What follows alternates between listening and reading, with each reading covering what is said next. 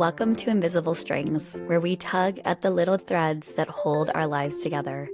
From mental health and relationships to marriage, motherhood, and all the beautiful chaos in between. I'm Katie, your guide to navigating life's tangled web, one string at a time. Think of this as your weekly dose of insight, sprinkled with a bit of laughter, some heartfelt chats, and maybe even a happy tear or two. So, whether you're juggling a million things or you just need a break, let's untangle life together, because those invisible strings, they're what keep us connected. This is Invisible Strings. Let's get started. Today, I have the absolute joy of welcoming someone who embodies everything Shine stands for. Jules Bosi is the CEO and founder of Shine Teens. She's a passionate leader and truly the brightest light in every room she walks into. Her heart for teens, her wisdom, and her unwavering kindness make her not only an incredible advocate for young people, but also a dear friend of mine. I can't wait for you all to hear from her today. Jules, welcome to Invisible Strings. Hi. Hi. Welcome to the studio. I'm so excited that you're here. I'm so excited to be here. Have been so excited. Well, first of all, when I started telling you about this podcast months ago, like almost a year ago, I kind of told it to you as like I just said it off the cuff kind of. Like I'd been thinking about it for a year before then. And you're like, oh, this is amazing. Tell me more about this podcast that you're about to do. Like it was real. It was like it was already happening. Yeah. And I was like, well, I mean, this is what I think I want to do. And you're like, that's amazing. I'm so excited for you to do this. And then we must have met somebody and you introduced me. And you're like, this is Katie. She's starting a podcast. And I was like, now I have to do it. Oh my gosh. And you just poured into me, that poured into this podcast. Really, I had been talking about it for 2 years. And I think you were probably like, everyone's always like, that's so cool. Yeah. That's going to be amazing. We need that. Please start it. Let me know when you start it. But it was something different with you. And so having you on is so special. Are you going to cry? Maybe. Are you going to cry?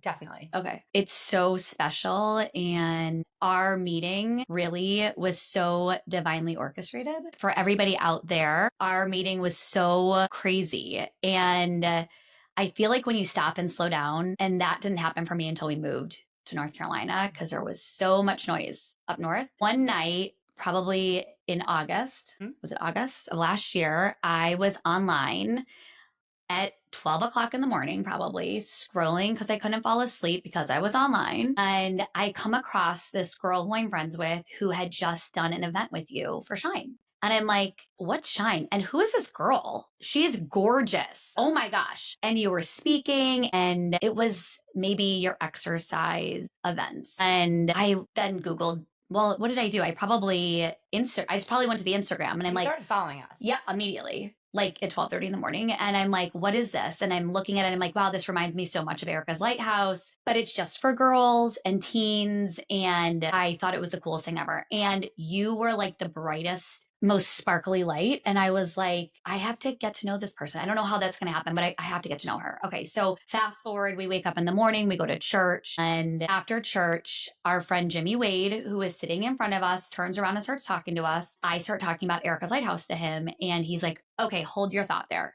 I've got someone you need to meet right now. Let's do it. And we get out there and he taps you on the shoulder and you turn around and I'm like,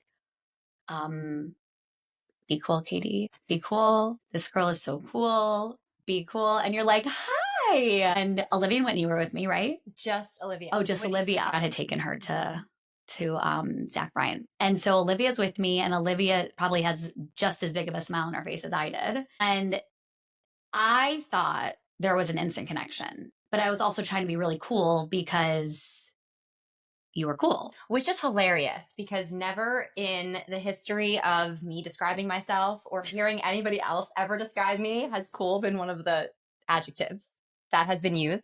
And I remember that experience so vividly. It was like time slowed down. And I thought that you and Olivia were the two teenage girls that Jimmy was. Wait, Jimmy what? was. Yeah. He was like, I want you to meet these girls for Shine Teens. And I was like, great, love this. And I was the mom. And yes. I was the mom. Yeah.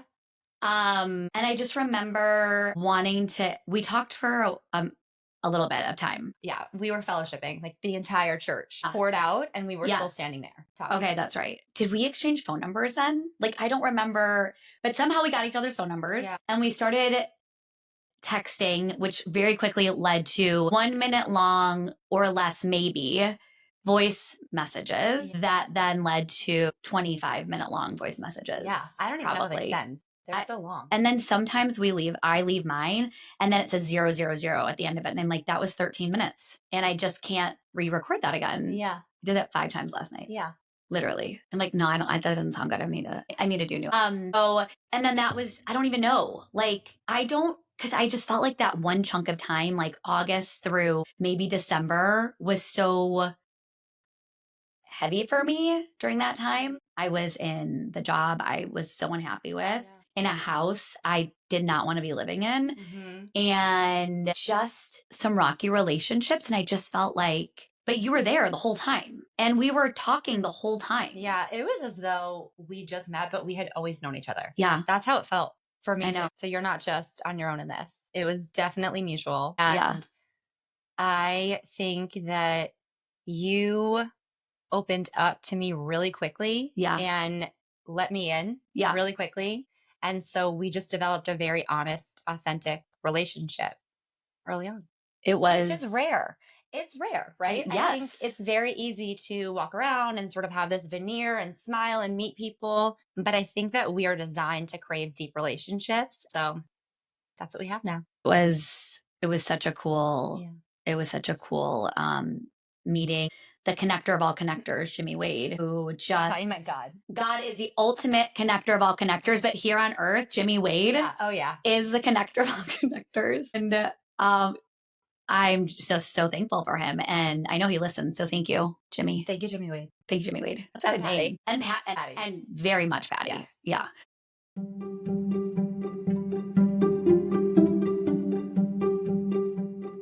So you have not always lived in North Carolina. You moved here from New York City, Staten Island or Long Island? Staten Island. Because there's a difference, right? Okay. I don't know the difference. I just know that if you're from one, you're from one. And if you're from the other, you're from the other. And you don't crisscross. We don't mix it up. Staten Island. Okay. And isn't that where that movie, How to Lose a Guy in 10 Days? Yes. And does everyone tell you look like Kate Hudson? Really? Yeah. No, I don't. Yeah. That's really nice. You do. Really? Yeah. Can I get that yellow dress? Love it. Yeah. It's the best dress. Olivia wants it for homecoming or prom. And I'm like, she's brunette now. But it's a little, did I say Whitney? Yeah. I meant Olivia. It's a little bit too low in the back for my liking. We're not, thank you. Okay. So New York City, Staten Island, you have been married for 12 years to Francesca Luciano Giuseppe Bosi. No, he basically looks like Jesus. He's going to love this. We love Frank so much. And your 2 beautiful children. So Brayden is 9. He'll be 10 this summer. And Brinley is 5.5. She always includes the and a half. She's in her and a half era. Oh, so if she's almost 6, are we still talking 5.5? Yeah. Okay. She's really more like 5 3/4, but she turned 6 this month. Okay. Actually. But she still loves to say that she's 5.5. Well, I'm 43.5. There you go. Own it. So going back, I met Frank in college in Delaware, and we're both from New York. He's from Brooklyn and I'm from Staten Island. And so we met in Delaware, and then we went back to New York afterwards. And then I went from undergrad to grad school and was on a very linear path to become a therapist. And so I went straight to get my master's degree. I thought, life is moving on exactly as I thought it was going to. And I had this checklist of different milestones at different points in my life that I was going to meet, and everything was happening exactly as I had planned. And I was in grad school at Columbia in New York City. And then Frank and I got engaged. We got married, still in the New York City area. Actually, we were in Hoboken, which was right across the river. And it was Frank and me and Brayden, and we were in an 1,100 square foot apartment, but that's all we needed because we didn't really spend a lot of time at home because we worked all the time. And so I worked in a law firm that was around the Wall Street area, and Frank worked in the hotel industry in Times Square. So, okay, I guess I should say I was trained to become a therapist. I had a quarter life crisis. I was like, this is not actually what I am supposed to be doing. And I never considered any other path. And so then, but how did you know that wasn't what you were supposed to be doing? Okay. I lost myself in it. I got into the world of social work because I wanted to help people. And when you're in that world, you have to be able to kind of desensitize yourself. So have empathy, but also desensitize yourself. And I couldn't do that. I got really emotionally attached to the folks that I was around and was very deeply attuned to how broken our systems are, and was young and thought I'm in over my head. I had what I thought was the gold standard in training, was wholly unprepared, not at all trained for what I was experiencing. And so I was probably, I don't know, 25 years old and was like, I don't think this is for me. And then a friend got me this temp job at a law firm. And so I was like, I am going to do my best possible role at this law firm. I know nothing about big law. And that was a whole other experience, but that's where I worked. And I very much felt like I had all of my eggs in the basket of being a therapist. And so then when I switched to a different career, I thought, I'm not going to mess this up. I very much had imposter syndrome, was with really well educated, very cultured folks from all over who I loved being around. And my role, as I was in the professional development department, so I helped the lawyers basically become better lawyers. And so I loved that. And I worked really hard, harder than I probably should have worked or was expected of me. Made some really great connections. And then I couldn't stop. I was sort of on this cycle. And so I was kind of working hours that, not the hours that the lawyers were working, but it was very much culturally normative to glorify the grind. You work around the clock, you take a black car at home at night. And it wasn't for me about status or image. I could see how it would seem that way. But for me, it was like, I could see how busy everybody was. And my role was to be a helper. And so I kept seeing people who were busy and stressed. And I kept saying, I'll do it. I'll handle it. I can do it. And so I was there. Does that sound like me still? Oh, wow. Yeah. So the more things change, the more they stay the same. Weird. And we can talk about patterns because everybody has patterns. And that is my pattern that started when I was a child. Yep. And so it has replicated itself in pretty much every single setting that I've been in. And so it very much happened at the law firm. And so I didn't want to let anybody down. Yep. And so I worked a lot.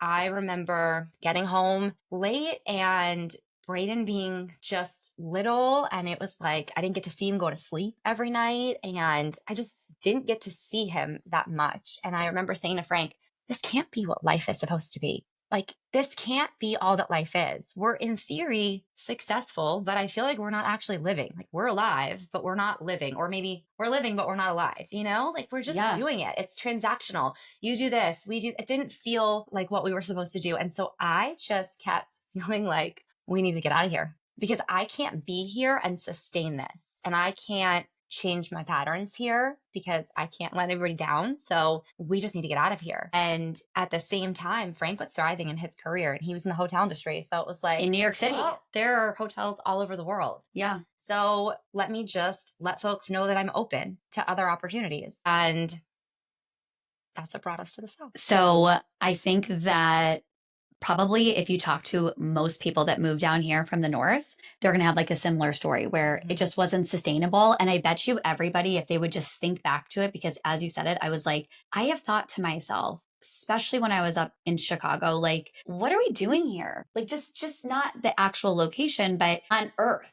Like, we're here to work, to live, to work, to retire at 70 and maybe hopefully not die right away, but just work to save all this money to send our kids to overpriced colleges. And it didn't, as you said that, I was just thinking like, literally had the same thought. And maybe I even still had that thought when we lived down here because I just didn't know what the reason was. We're just here to just like work and struggle. And this is crazy. And I think that a lot of people that have moved down from a place up north would say that they had the same feelings and they came down here. And I think we all probably took a gigantic breath of air and breathed out once we got down here. Like driving in here in April to there being leaves on the trees and it being 65 degrees, we had left Chicago and there was snow on the ground. It's like paradise, except for the allergies.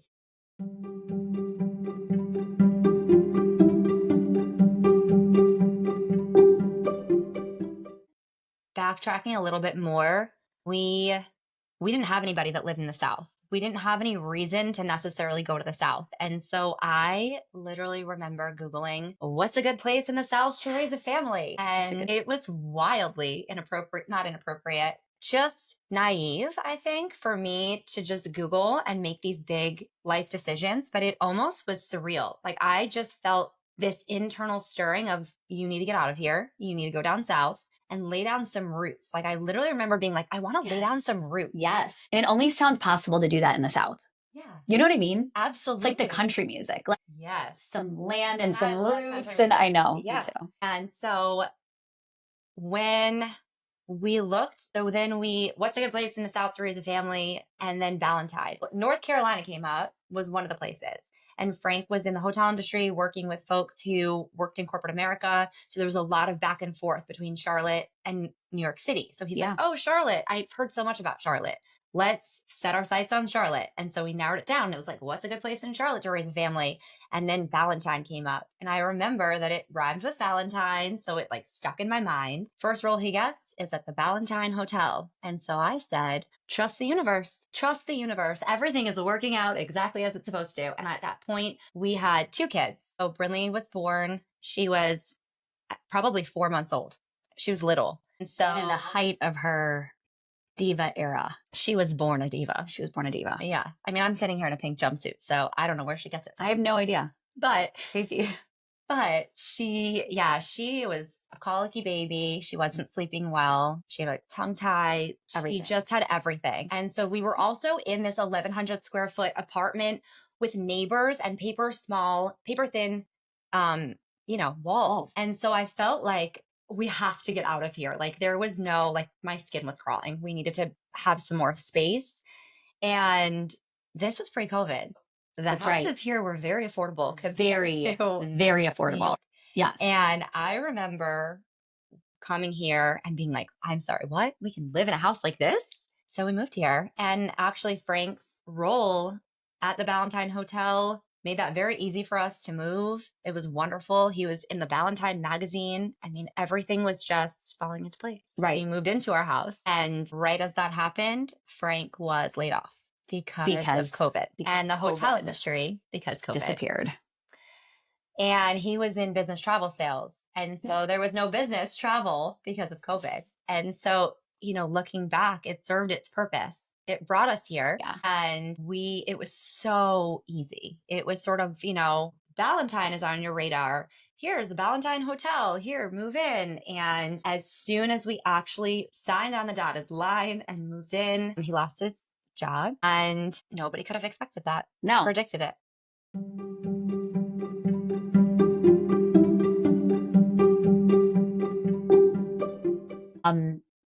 Okay, so you guys moved here, lost his job because of COVID. Yeah. So you jump on the internet and you're like, we got to find insurance. We have 2 kids. We got to figure this out. Yeah. And what happened? Yeah. So we then heard about a Christian health share.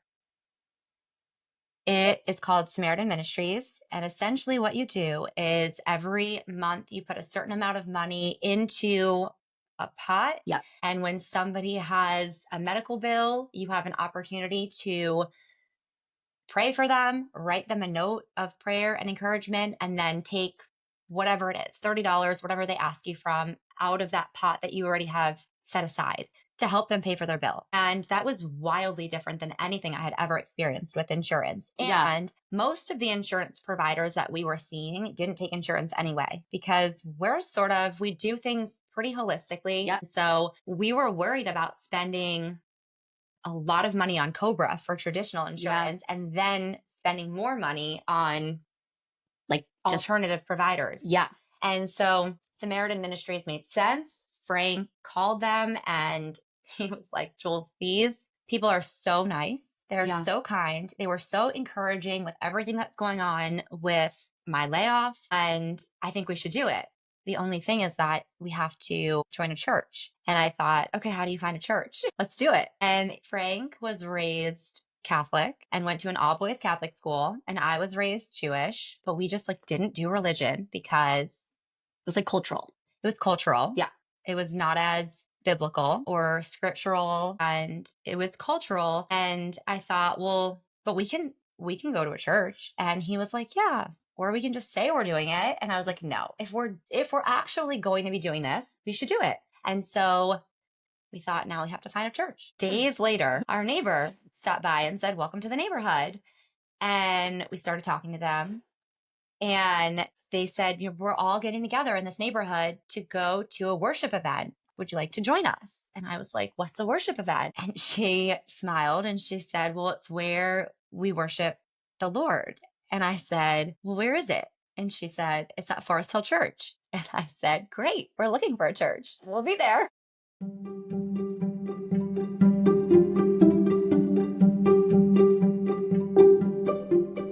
So you go to the worship night. If you have never been to a worship night before, I invite you to come and try not to feel the Holy Spirit, because it feels pretty much impossible to not be overcome with emotion. I feel like it's really hard to not be overcome by emotion when you're in a worship night, when you're surrounded by people who are these deep believers of Jesus. And I remember someone said to me a couple weeks ago, I started crying during church and I don't know what that was. And I'm like, that's the Holy Spirit literally moving through your body. I can envision you standing there and like people are worshiping like we were a couple weeks ago. And you're like, what is going on right now? Like, did you feel it immediately? Because you're not a judger. So you're probably not like, why do people have their hands in the air? What is happening right now? Why are people crying? That's a really powerful observation, because I really am not somebody who judges. I think that actually relates a lot to my coach training, where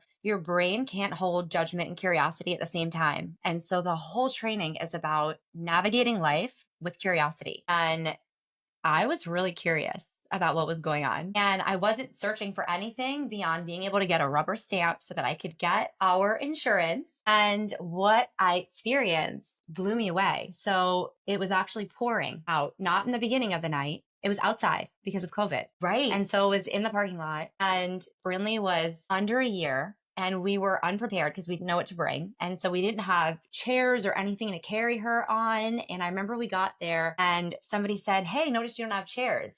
Do you want some chairs? And I was like, why are these people being so nice to us? I think I had my guard up. Totally. But they offered us a chair. We said, no, thank you. And then a little while later, they saw that we were still struggling and they said, here, we're just going to set these out for you. And then it started raining.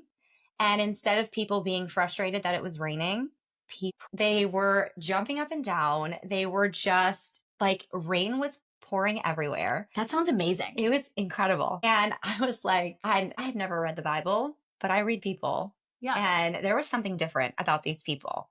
And I know enough about people to know that it wasn't just that all of these people had wonderful lives and they were just happy all the time, because it can look like that. Yeah. To the unbeliever who doesn't really have a relationship with God, who gets very easily impacted by things in the moment without being able to stretch into eternity and see, okay, this is just a blip on the radar. Even life under the sun is so temporary. It's very hard to then look at these people who are so filled with joy. Are you guys about to cry right now? You are.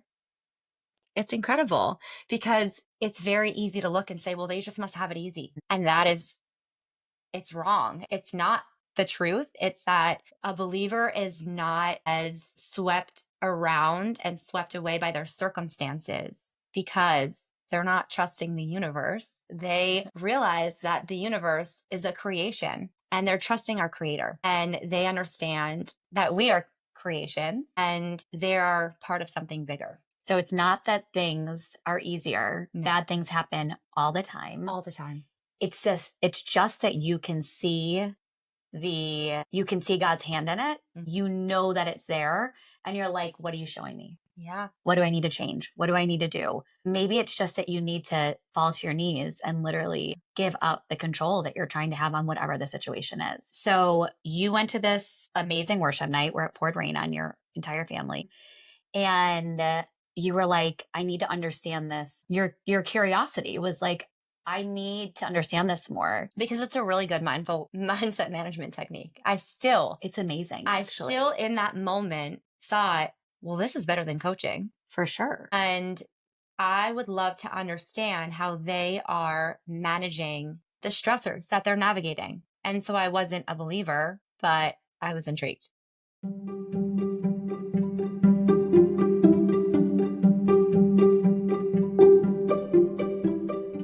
Calling from God to start working with young girls at the same time. Okay. So you have gone through, you now have insurance, right? Because you now have a church. So you're going for 3 years and then you got baptized. Yeah. You needed to understand the full spectrum. You are good at just jumping in though.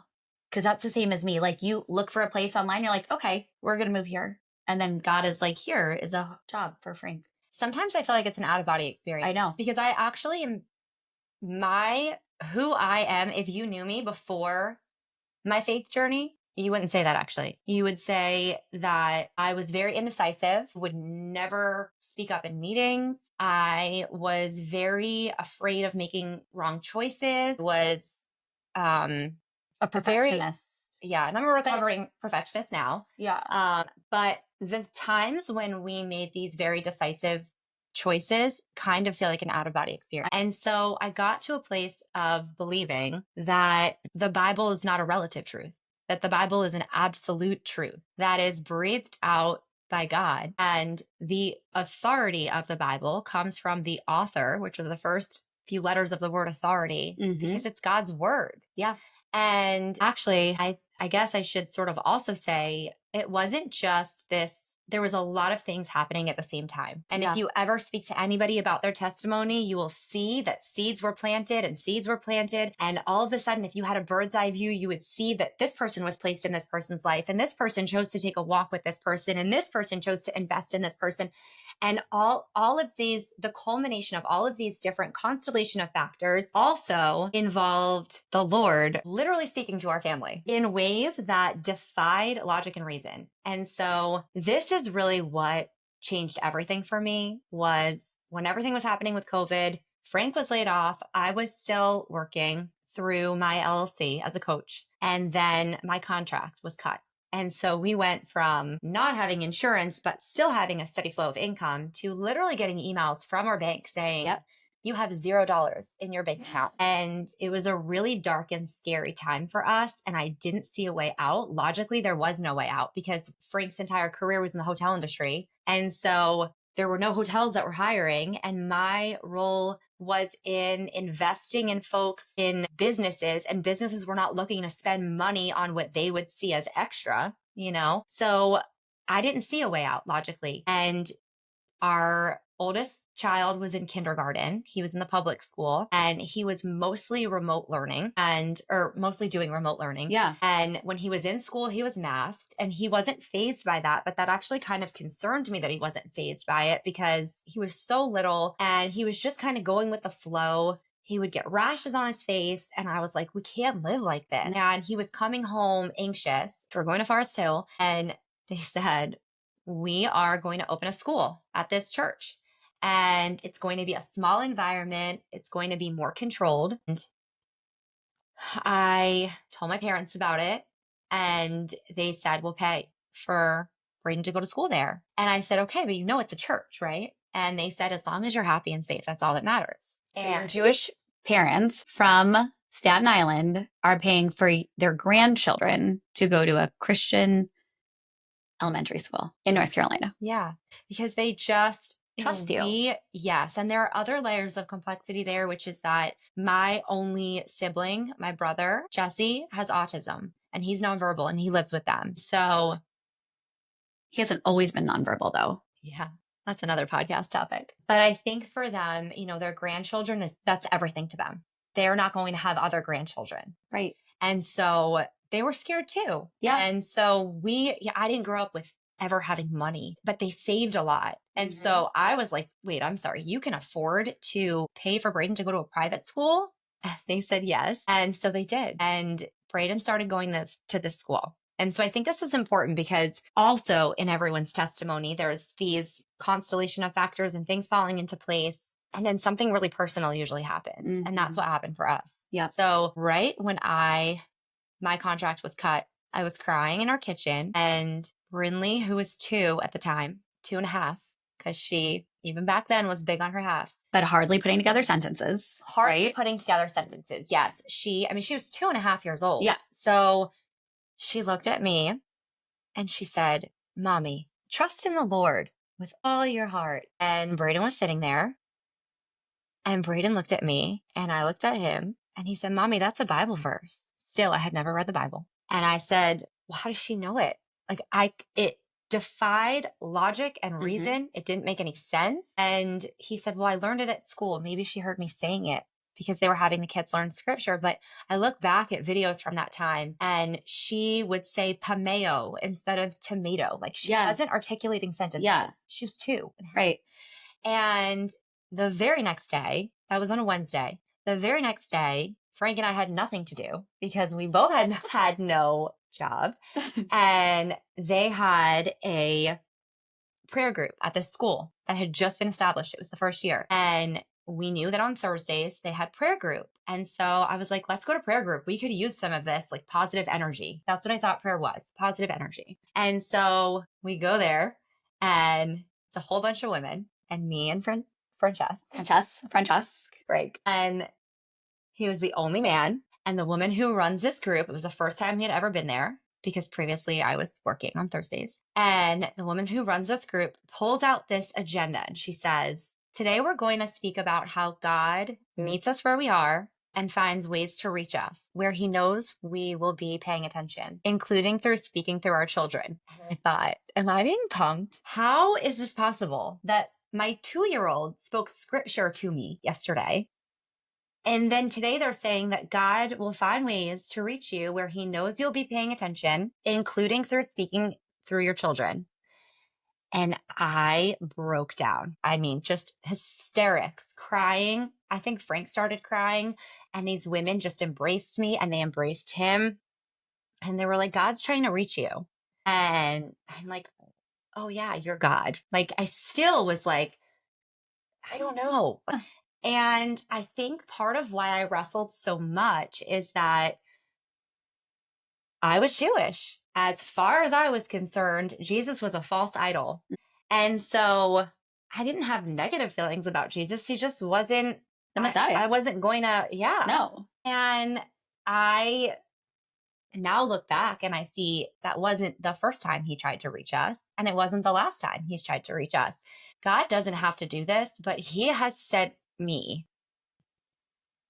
and others in our family, but really maybe because I'm aware of it and my eyes are open to it now, he has sent me so many personalized reminders of his presence in my life that it's very hard to be like, oh yeah, this is just a figment of my imagination. When you are Jewish, you have this ability to go to Israel for free. And so when I was 21 years old, I think that's how old I was. Yeah. I'm really bad at remembering time. It probably was. It was in the summer. When all my friends I went to Israel, and I went with 2 of my best friends, and we had the time of our life. And I was literally in the room where Jesus is said to have had the Last Supper, which, by the way, is a Passover meal. And I also could not understand why there were so many people wearing crosses in Israel, because I thought, well, isn't this the Jewish place?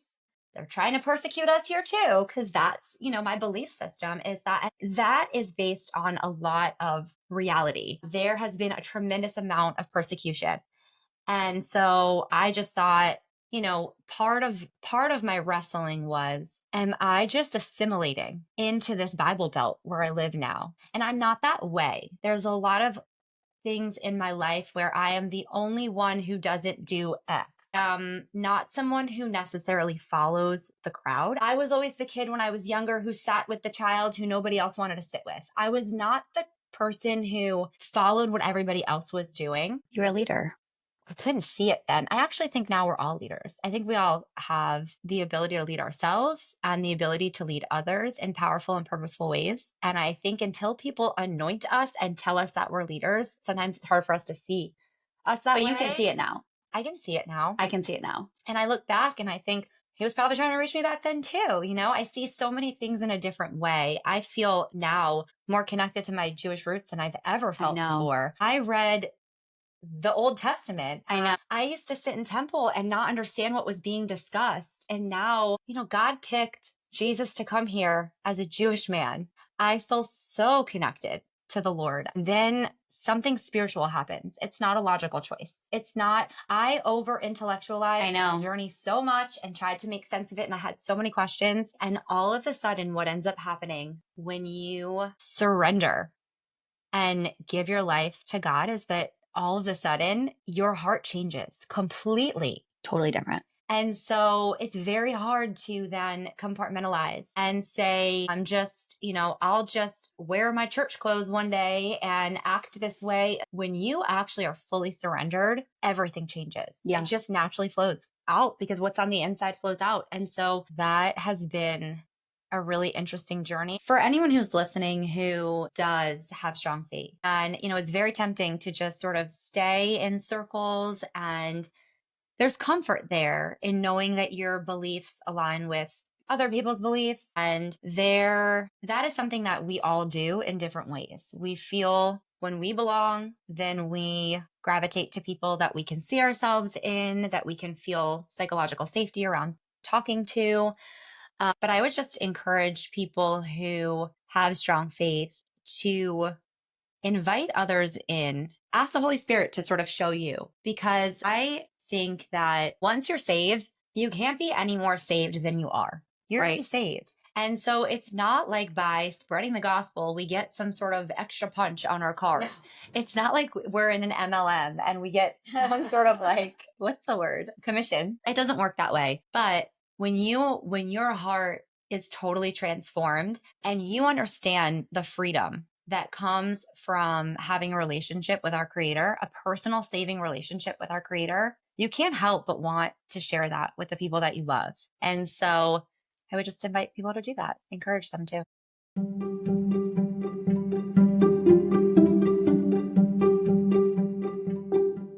God is who he says he is, and I'm going to make this commitment and get baptized. Yeah. And so I remember at that point in time, I remember thinking my prayer life was basically, God, are you real? Are you real? How do we know it's real? And that was my only prayer. And I literally would say, even if you're not real, I'm here for it. I'm here for it. And I made the decision to get baptized. I remember emailing Mike Atkins, our campus pastor. At the time, I'm not ready yet. I am not ready, but I'm sort of considering it. Can't you imagine him kind of giggling? Yeah. Never forced me. No. He never pushed me. He wasn't preachy. No.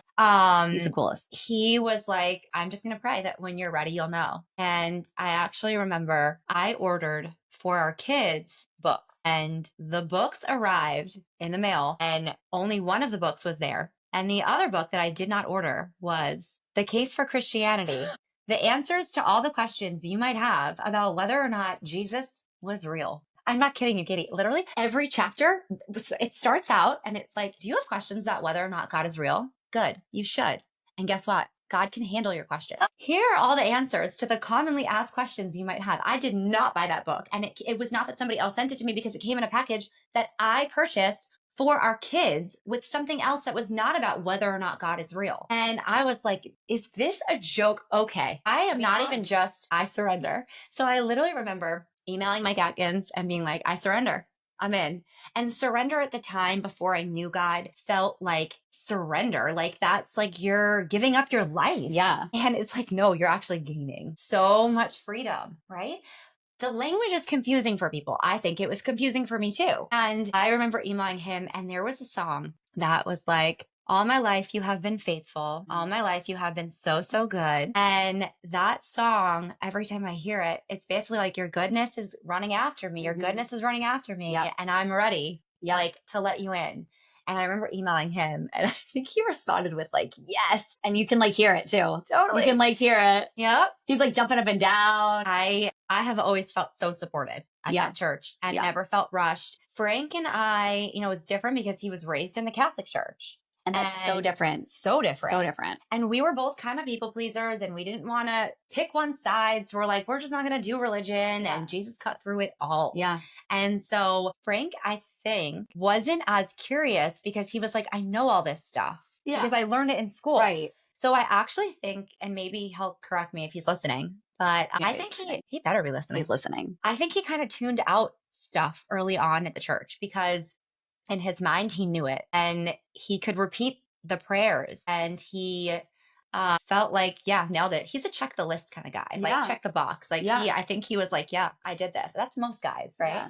And so, but I was like, but wait, could this be real? And I wanted to have all these deep existential and like philosophical and theological conversations. Yeah. And he was like, why are you bogging me down with all this stuff? Like, Yeah. it's, I don't know. So that was an interesting part in our life. But then there's a sanctification process that happens. And he also, something changed within him. And so we actually got baptized on the same day. It's amazing. It's really amazing.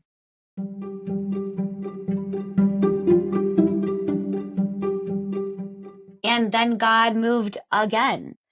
He never stops working. And he moved in one of the best ways ever, in one of my favorite ways he moved for you. Yeah. And tell us about what he did there. So my entire training is secular. And at a certain point, my heart started to belong to the Lord. And then my heart does belong to the Lord. And so I actually started having somewhat of a hard time with coaching because coaching is all about getting to the root of your not enoughness story that all of us have. All of us have, if you give yourself permission, because if you're listening and you're like, I don't have a not enoughness story, you probably do. And it's probably been buried deep inside. And everyone has this story that they tell themselves about who they are. And it usually is rooted in some sort of, I'm not smart enough. I'm not attractive enough. I'm not popular enough. I'm not capable enough. There's some sort of story there. And so the idea of coaching is to surface your not enoughness story, all of the limiting beliefs that are formed around it, and all of the patterns that are formed around it. Because if you think that you are not enough in some area of your life,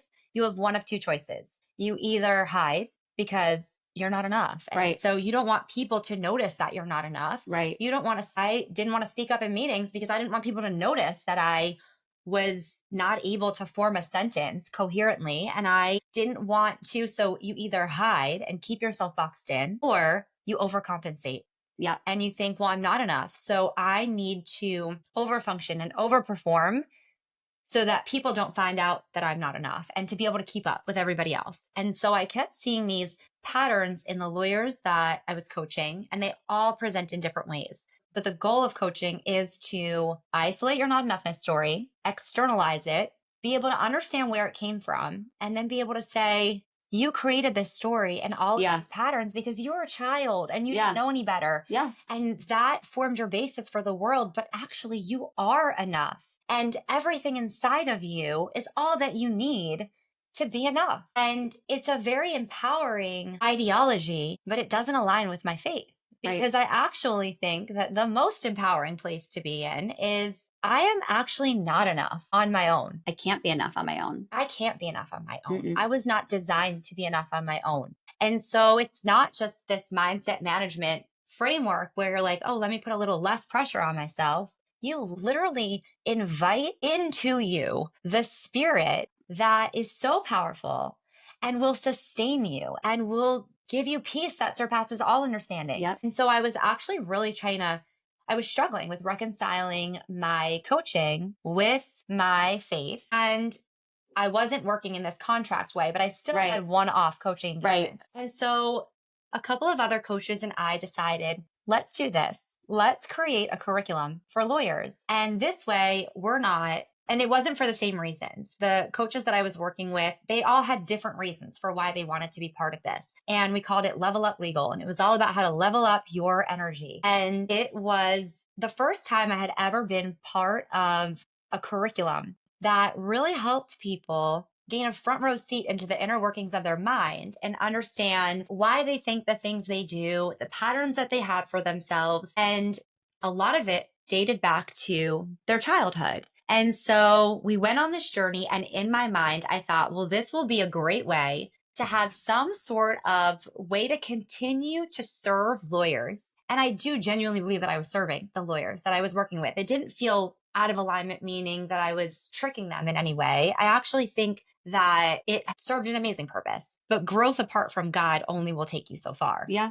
And you'll keep hitting a wall and wondering why things are so hard because we weren't designed to do life By without ourselves. him. So anyway, we worked on this curriculum. And while we were working on this curriculum, I kept thinking, why don't they just teach this stuff in school? Why are we waiting until adults are older or until kids are in some sort of a therapy program to learn how to manage their thoughts, how to not get stuck in their emotions, but move through their emotions? And there's so much basis within scripture for this as well. So why isn't this taught at the church? Why isn't this, or in the church? Why isn't this taught at school? And I kept hearing myself say it over and over and over again, because the longer you hold on to something, the heavier it becomes. I remember sitting down at the computer. I don't like writing, by the way. Cannot stand writing. And this 4-page proposal just flows out of me about creating a coaching program for teenagers. It wasn't just for girls, actually. It was for teenagers. Okay. And I thought, well, maybe I can do this at our kids' school.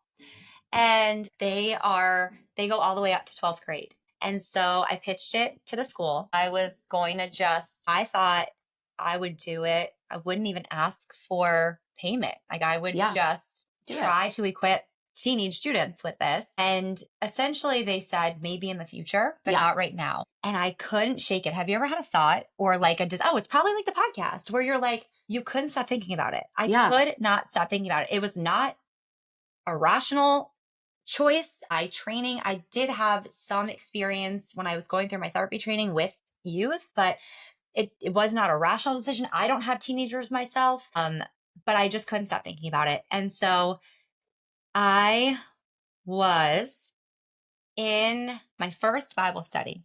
We did Seamless, and everybody in our neighborhood pulled out their Bibles, study guides, and everybody's study guide was white, except my friend to the right of me. Her study guide was pink. And as soon as she realized hers was different than everybody else's, she was like, oh no, I think I got the wrong study guide. And I looked closer at it, and it said teen girl version. And I thought, I don't think you made an accident at all. I think you were supposed to bring this. Yeah. And then all of a sudden I thought, okay, well, maybe I can do a Bible study with these. Yeah. And so instead of going to the school, I actually went to Mike Atkins, our pastor, and I said, do you think I would be able to facilitate a Bible study with teenagers? And he was extremely gracious about the process. And so I did. And so I met every week over the summer. This was in 2023 with 4 girls, and I loved it. And I actually felt like it was a mix of coaching and Bible study. So for example, we talked about Adam and Eve being tempted. And when have you ever been tempted? And the girls opened up. Yeah. They deepened connections with each other. And I loved it. Yeah. I then could not stop thinking about that I'm supposed to do this. And so it was that summer, the summer of the Bible study, that I was with a friend, and I just started talking about how I am doing this Bible study with girls. I really would love to do it at the school. I'm not sure if they're open to it. And I just kept going on and on and on. It was like an out-of-body experience. And her face lit up, and she said, you have to meet Jenny. She runs a program called Shine Teen. And I said, great. And then that was it.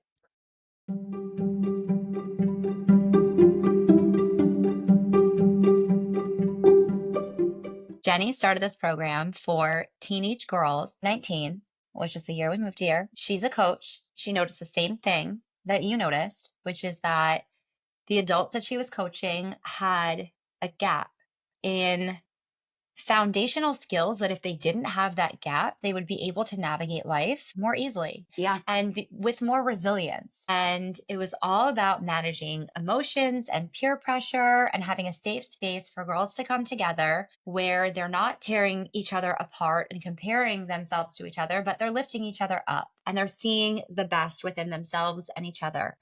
And because of that, they shine bright, and she calls it Shine. And she has been doing this since 2019, and she has been praying that somebody else would step in and take it over because she is moving to the beach. And that was always her plan. She has one son. He was going to college. As soon as he moves to college, or as soon as he transitions to college, they were going to sell their house, move to the beach. She would have geographical freedom. That was always her dream. So we Unlocks Jules. Yeah. So we met and at Panera. She was sitting there, and when you just meet somebody and feel like they are just radiating. I have no idea what that's like. And that is exactly how I felt. And I sat down, and this woman with this Southern accent, So cute. and this just heart of gold, like you could just, Yeah. it just pours out of her. And we just started talking about how she noticed this need and didn't want to overcomplicate it with a business. And so she just invited these girls over to her burial house, and she prayed over that house every single day as it was being built, that the Lord would use it in a way that aligns with his will. It did. It was a sanctified space. And she invited girls into that space, and she thought that she would just walk alongside girls and she would pour into them until her son goes to college. And then the girls kept coming, and they kept telling their friends, and they kept coming. Hundreds of girls, not all at once, but girls Throughout kept the coming. years. She thought she would end it when she moved to the beach, but she was like, this is too good. We can't stop this. And so she had been praying that somebody would take it over. And this is not a business decision. This is very much, it was a passion project. She never made any money on this. Nope. She generously gave of her time and gave of her finances and whatever resources that she had to pour into these girls. And when we met, I said, I'm in, because I don't think this is bigger than I am. I think God put this on your heart, started it with you, and now he's continuing it with me. And we sat there and we cried, and we're like, we're in. It was such an illogical decision in terms of, I didn't really understand the commitment. I didn't really understand what I was doing. I just felt like an instrument, and I wanted to be part of what was going on. And I felt like it wasn't a coincidence. I felt like being there was providential. At that point, I learned to trust in the Lord with all of my heart. And I said, I'm in. I said, well, this really should be a nonprofit, because there's a lot of stuff. I just work with too many lawyers to listen to everything that was going on and be like, there's not an entity around this. Yeah. And so she said, I never wanted to do that because I never felt that I was called to do that. But I think you're supposed to take this to the next level. Yeah. And do whatever it is that you feel called to do. There was this immediate trust that we both developed with each other, kind of like you and I. So I went back and wrote a proposal to get pro bono legal services, because Jenny would charge $10 for an event to just cover pizza and crafts. I mean, and then cover her with her own budget, would cover dessert and things like that. So I know that legal work is very expensive. I know that you can do it on your own. I know that you can go to LegalZoom and create a nonprofit, but I think the closer you are to God, the more your desires and your thoughts align with the plans he has for you. And I very much felt like I was supposed to be working with a law firm. And so I wrote this proposal. Somehow it got picked up by the director of pro bono legal services in all of North Carolina, who was the most lovely human. Yeah. And who said that her daughter had been part of a program like this, and they didn't have funding to continue. And so in a way, it almost seemed redemptive for her to be involved in this. And she reached out to another lawyer, or maybe many lawyers, I don't know, but we got paired with pro bono legal services, and our lawyer is incredible, and they turned us into a nonprofit.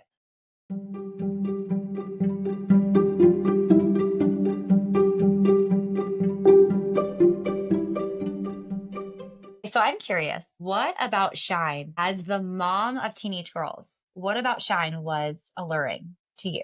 You? I feel like we're on a date. Yeah, I know. You were. You could be like, we're going to go jump out of an airplane. I'd be like, okay, if that's what you think we should do. Never in a million years. Remember you said that though? As a joke. I know. Yeah. But I'm like, okay. Yeah. Okay. And that's because of the connection that we had. Yeah. That was also not of this world. But when I saw it on Instagram, it just really reminded me so much of Erica's Lighthouse, which is the organization that I was part of in the Chicagoland area. And in Erica's Lighthouse, we, not me, but they created a curriculum that was geared towards specifically depression and education. When Erica had taken her life, she had all of the resources. She had amazing parents. She had anything that she needed in terms of therapy. And there just wasn't enough information out there. And so what her parents decided to start after she had passed away was Erica's Lighthouse, a beacon of hope, so that people could get the information that they need. And it was also to destigmatize mental health in general, because there's so much stigma around it. And obviously that really resonated in me because of my experience with anxiety. And I thought, again, like I was thinking, like, okay, I made this. I definitely still had anxiety at this time. I only had two girls, and I still was like, I made this promise. I made this promise. I need to do something. And so I joined Erica's Lighthouse. When I saw Shine, I was like, this is so similar, but also this is something I wish I had when I was in high school or middle school. Like I didn't know any of this stuff. I mean, even my mom is like, this would have been nice, Absolutely. 50 years ago. And so it's not something they learn in school or church or temple or anywhere. I mean, it's something that's so logical, and it's something that should be the first thing that we all learn about, men and women, girls and boys. So we don't need to fix our adult selves with our like child inside, trying to fix that child inside. And I knew the minute that I started reading about it, I was like, my girls have to be involved in this in some capacity, because every single girl, every single young girl is struggling. How are you supposed to know how to navigate friendships? How are you supposed to know how to navigate school and being, and on top of that, like being a Christian and navigating friendships and school and all the things that are happening within culture and your body and everything in culture, and what's the right thing to do. And us as parents, without not also having those skills, aren't equipped necessarily to give them the tools to get through it and be happy. So Shine, to me, when I saw it that night, was immediate. I was like, okay, we have to get involved. And then all of a sudden, like, there you are. The amount of girls that have joined throughout the year since 2019 is like insane. All the people that have been touched by this passion project that turned into a purpose. And here you are taking it and bringing even more girls in. And all of these girls are talking about it to their friends. And so I don't really think that we quite understand the magnitude of how this will touch so many people's lives, and how, like, not just girls, but their parents. And then as they get older and they start having kids, their kids. So you're instilling these tools into these girls that we won't even see the magnitude of where it reached until we go to heaven. And I think that is immediately what drew me to Shine. Yeah. And the girls love it. Hearing that. Yeah. It's because it's so aligned with the vision that I have.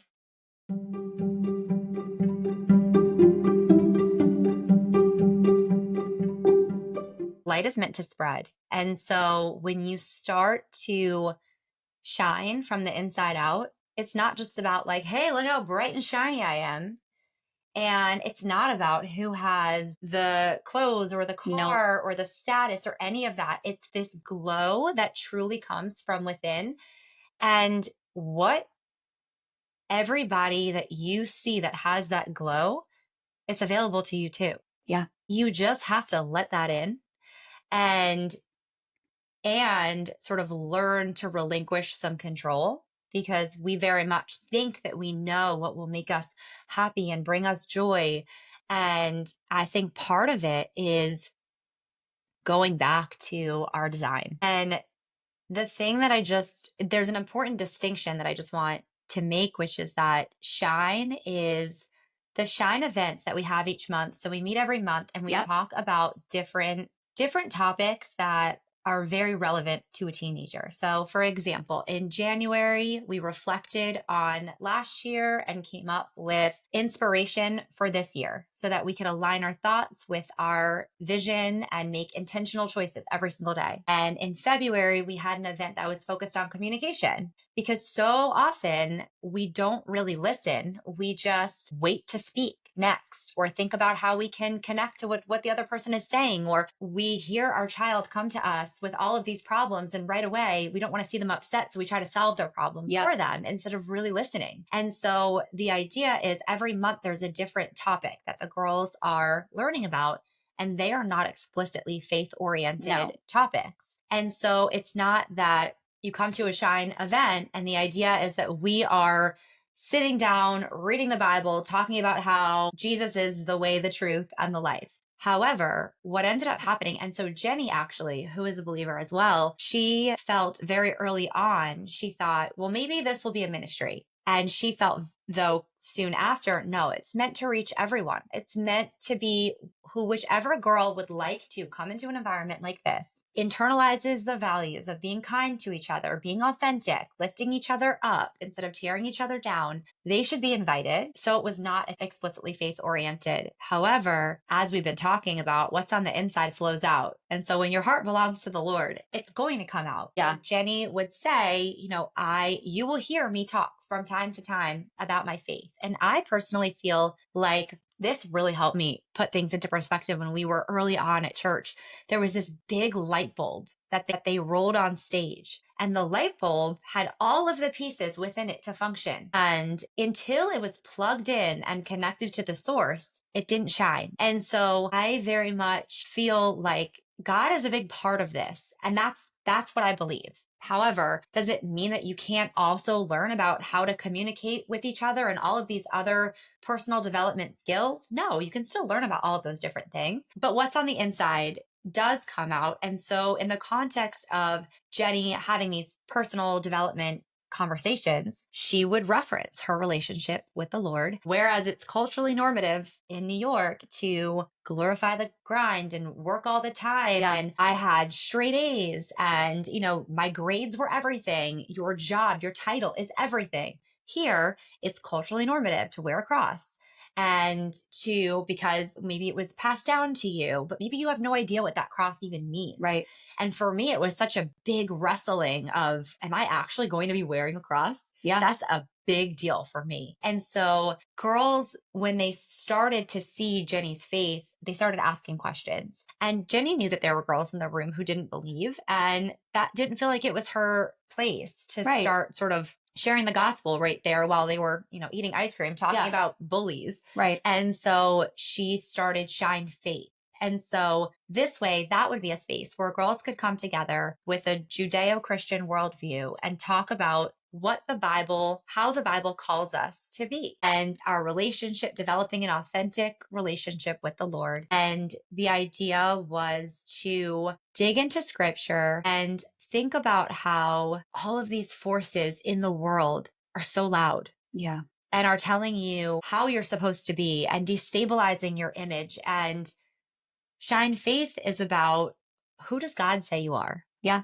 And when you have that knowing, you radiate more brightly.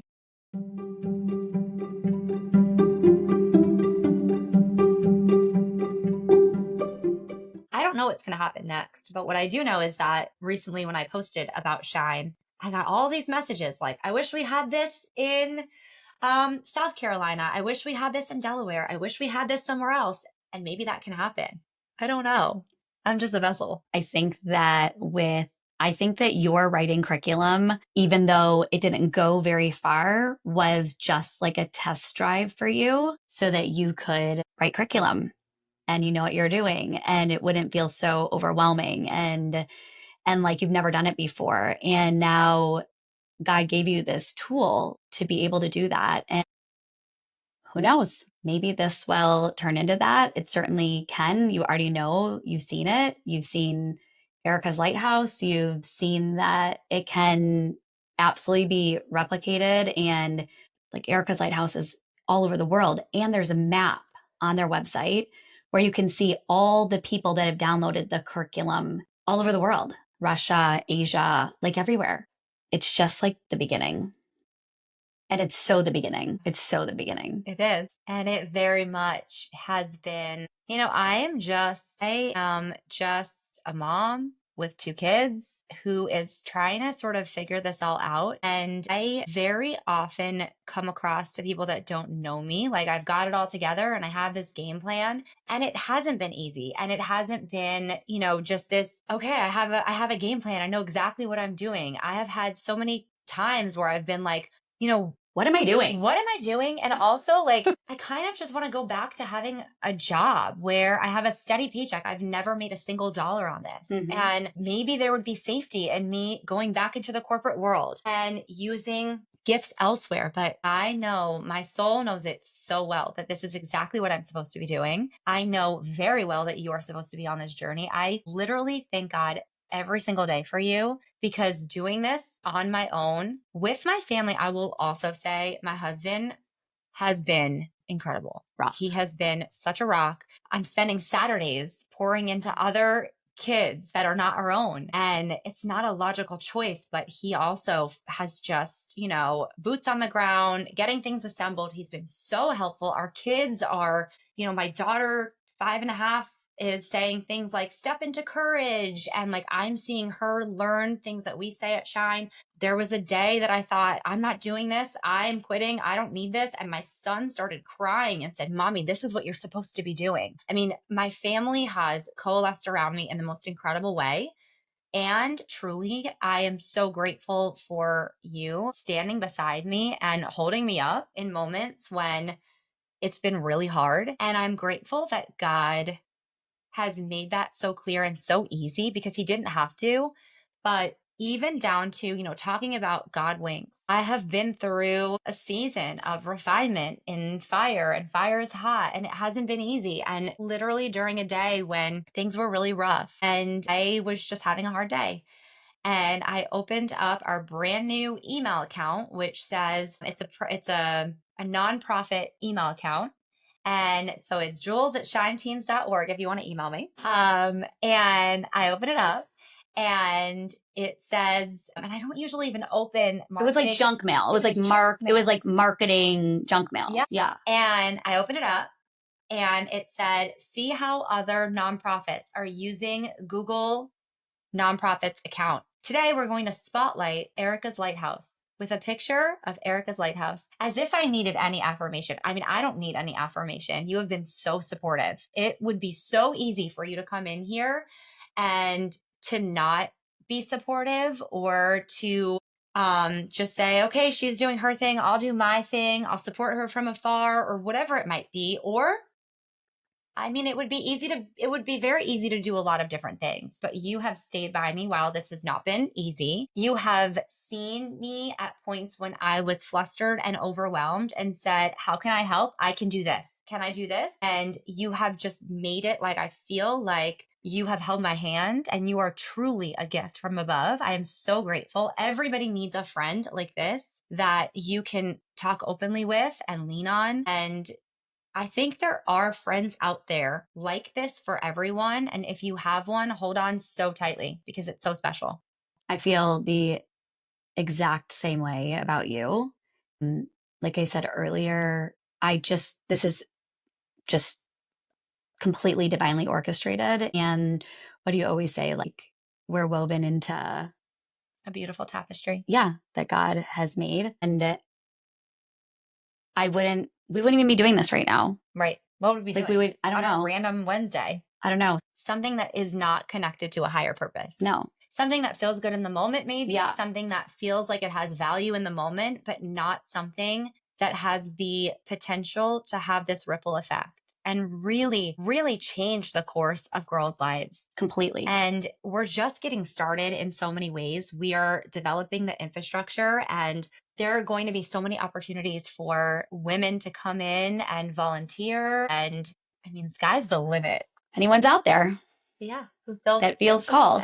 Jules@shineteens.org. I think the other thing that's been incredible that is really just a testament to the fact that we are just instruments in something that is so much bigger than we are, is that right when all of this started, it was like, okay, you're going to step in. Wouldn't it be amazing to have new branding? Because when I was running a support group for girls in a therapy practice, the girls would leave because of the stigma that you referenced, and they would have these great conversations, and then they would leave and they would say, well, I don't want anyone to know that I was part of this conversation because I'll get judged. I'll be made fun of. And I also think that it wasn't as normalized in culture to talk about mental health back then. But I remember when I stepped into this, I thought I would love for girls to be really proud that they're part of this community. I would love for them to organically, I love organic things, organically just talk about the impact Shine has had on them and not have to spend all this money on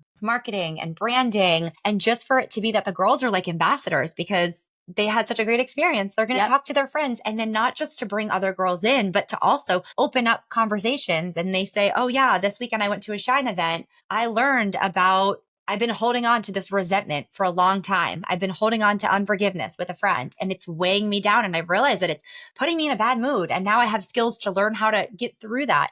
I would love for them to say that, and then for that to invite other conversation. And so right when this all started, someone from our church who was just another gift from the Lord, who was a graphic designer, reached out and she said, I would love to rebrand, or I forget how it actually started. But essentially she was like, what do you do? And I was like, well, I run this community, but I don't really know what I'm doing. And I think it would be cool one day to collaborate. Fast forward, she worked on our entire rebrand completely free of charge. She's amazing. She's amazing. She actually designed, I don't know if anyone can see, oh my gosh, journal that I have. She has an incredible testimony, and she rebranded everything for us. The girls love the branding now. Then our worship leader at the time was writing custom songs. And so he wrote us a custom song, and it was just all of these different. Our pastor's wife was like, you should think about doing self-defense courses for the girls because that's so empowering. And I am a self-defense instructor. And then now we're having self-defense classes. It's like everything is just falling into place. And I just needed to have the eyes to see it. And now it's really, I never want to get lost in the mundane and the day-to-day stuff and lose out on the magic that's happening here.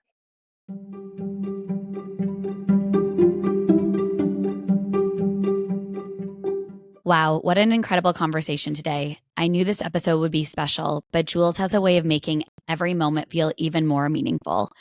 Her passion, wisdom, and the light she brings to Shine Teens and beyond is truly inspiring. Jules, thank you so much for sharing your heart, your story, and your mission with us. I'm so grateful for you and for the work you're doing to empower the next generation. And to all of you listening, thank you for being here. Keep shining, keep spreading light, and I'll see you next time on Invisible Strings. Thank you for joining me today on this episode of Invisible Strings, where we've tugged at a few threads and hopefully left you with a smile and something to think about. Remember, life's connections might be invisible, but they're oh so strong. If you enjoyed today's chat, don't forget to subscribe, leave a review, and share it with someone who could use a little string pulling in their life. Until next time, keep those invisible strings intact, and I'll see you back here soon for more heartfelt conversations and a dash of fun. Stay connected, stay kind, and keep untangling.